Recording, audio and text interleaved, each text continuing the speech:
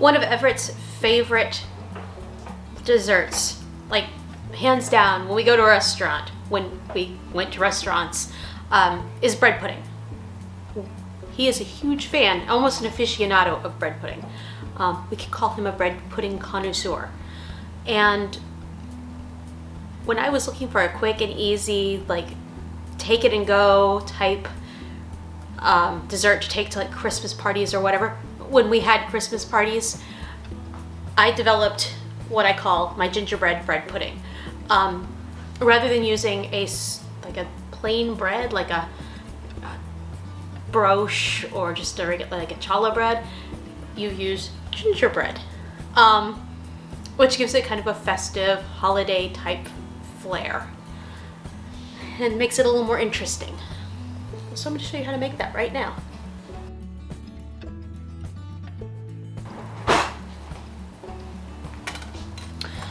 So when you're making bread pudding, you need your bread, and I cut it into cubes. This is essentially an 8x8 gingerbread that is cut into cubes.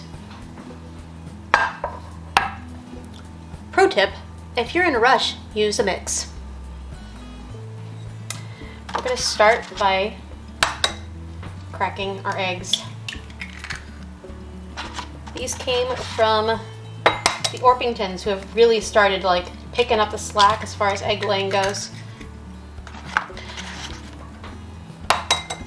You're going to use 4 eggs for this recipe. It makes a relatively small bread pudding. If you wanted to make a larger bread pudding, you would double this and do 8 eggs on a bigger pan. But there's 2 of us, so it doesn't make a lot of sense to do it that way. You're going to add a pint of heavy whipping cream.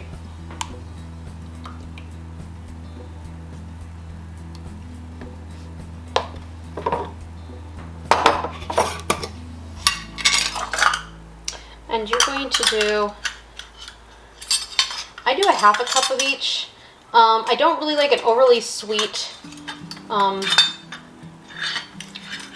I don't like an overly sweet custard for the gingerbread bread pudding. If you're making one with a less heavily sweetened bread, you're going to want to use a little more sugar. And again, like always, I use half and half. Half sugar, half white sugar, half brown sugar.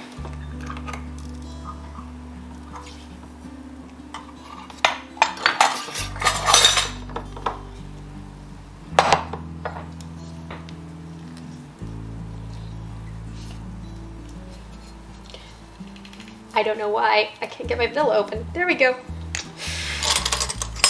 Obviously, I have not been baking in a while since our kitchen is still kind of in transition. I went back to school after Thanksgiving, and it's just, then there were grades that we had to do, and there was testing, and I came home and I was just like, I don't want to work on anything right now. I just literally want to sleep.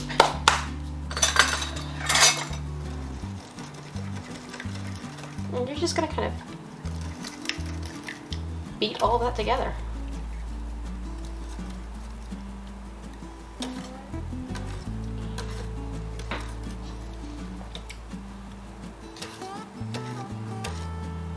My egg yolks are very firm, and they don't want to cooperate right now.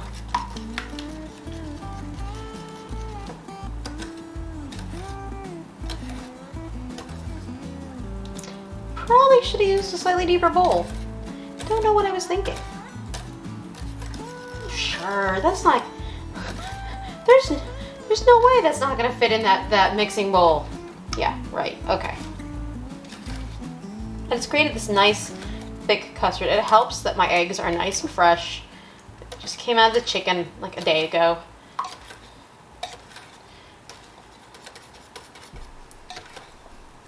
Let's create this really wonderful thick custard. I don't know if you can see that. Of course, as always, the recipe is going to be in the show notes. So now that we have that nicely beaten up custard, you're just going to pour that. over your bread mixture.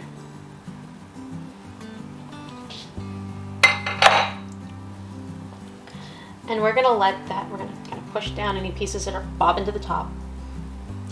And we're gonna let that sit for about 30 minutes to kind of soak in, and then we'll put it in the oven. So we've been letting the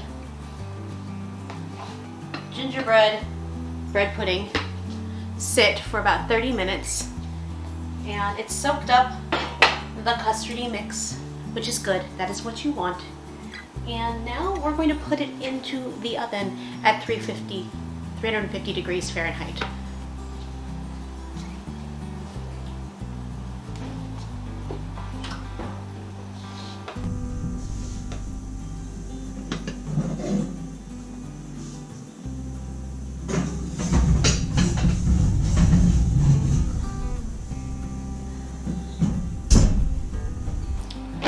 We're gonna let that cook for about 30 minutes and then check on it. Custard is weird. Custard just kind of depends on what custard wants to do. So you check on it frequently to make sure that it's doing okay. Like, custard, is everything okay? Do you want to talk? Is it okay? How are we feeling? Are we feeling firm? Are we feeling ready to go? Are we feeling strong? It's custard, it needs a pep talk. So 30 minutes, come back and check, and then we'll go from there. My kitchen is still in transition. We don't have holes anymore, which is good. It's, like I said before, I frequently think more highly of myself and my ability to get projects done than what reality actually exhibits about me. So yeah, school really kicked my butt the last 3 weeks. Christmas vacation is coming. A lot of changes are coming. Very excited. So we're going to start with our first custard gingerbread pudding wellness check.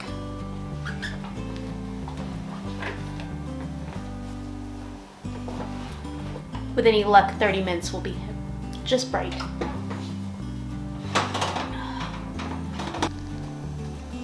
I don't know if you can see that, but when I wiggle the tray,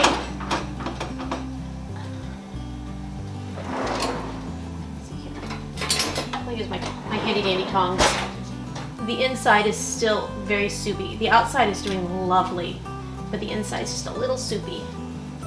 So we're gonna go ahead and shut that and let it cook for another 15 minutes.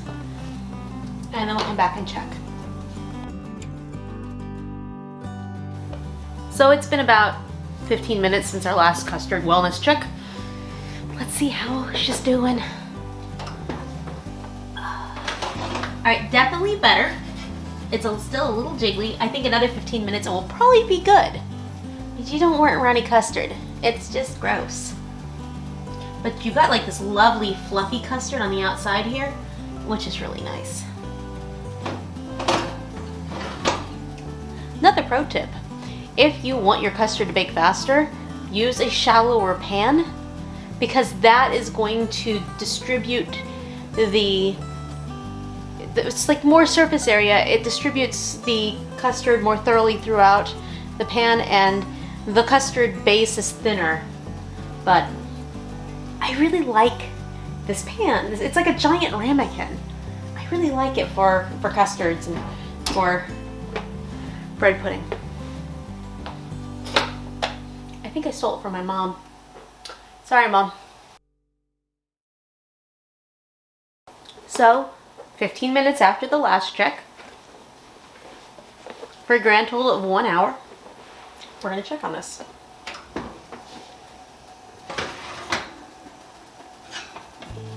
And that is pretty much, that is what you want. See how it's a little bit of jiggly, but that's the beauty about eggs.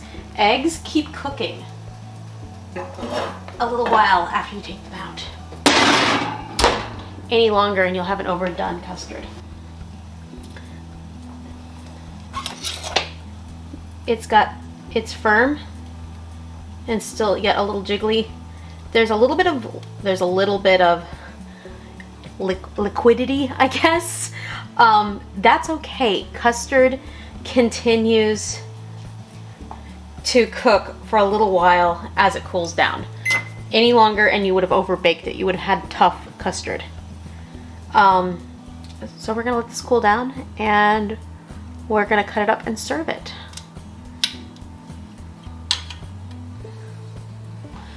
So a lot of times when you make bread pudding, you make some sort of sauce that goes on top of it. Sometimes a brandy hard sauce, some sort of interesting addition to your bread pudding. I really don't think gingerbread bread pudding requires that. It's very rich and tasty on its own.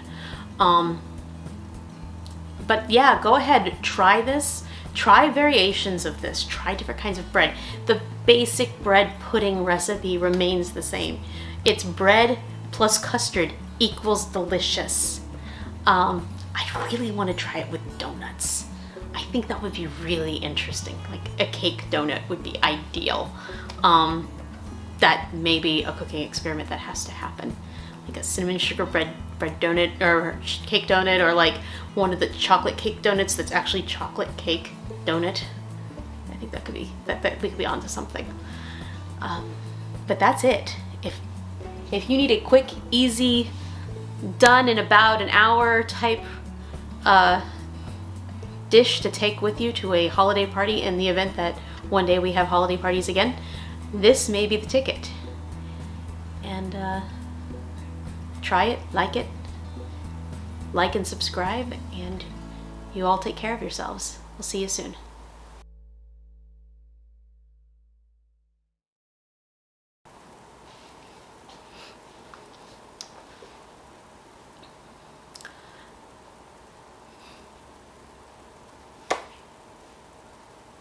I don't remember what I just said.